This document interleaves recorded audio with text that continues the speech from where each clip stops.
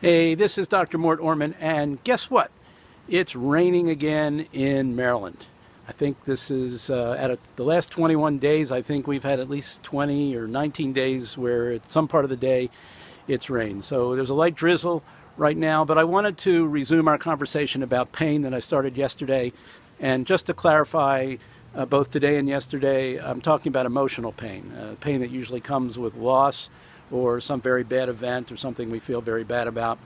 And I want to focus on two common strategies that we use to cope with our pain that are usually counterproductive. They don't help us all that much, and they can sometimes make the pain worse or make it stick around longer than it should.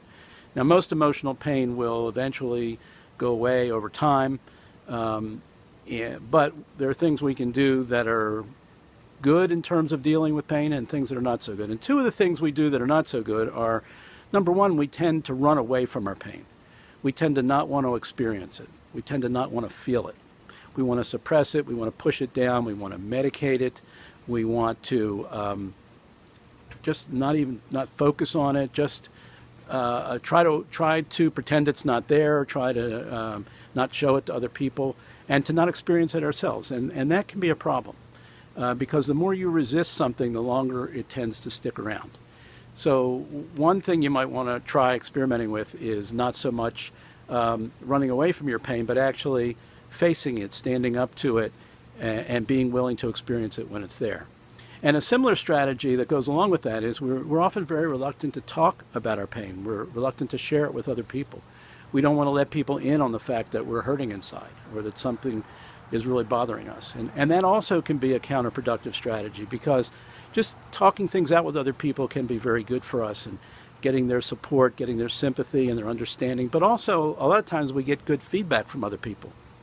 If we're blowing our pain way out of proportion, or thinking in ways that's making our pain worse, or behaving in ways that are making our pain worse, sometimes other people will give us that feedback. And you shut yourself off to that advice if you don't share your pain with other people. Sometimes I guess we think it's a sign of weakness, or that other people will think less of us if we communicate about our pain, but usually it's a very healthy thing to do, a very therapeutic thing to do. So those are just two examples of counterproductive strategies. By all means, I know certain pains can run very deep and can be very long lasting, so these are not panaceas. These are not things that work for every person all the time.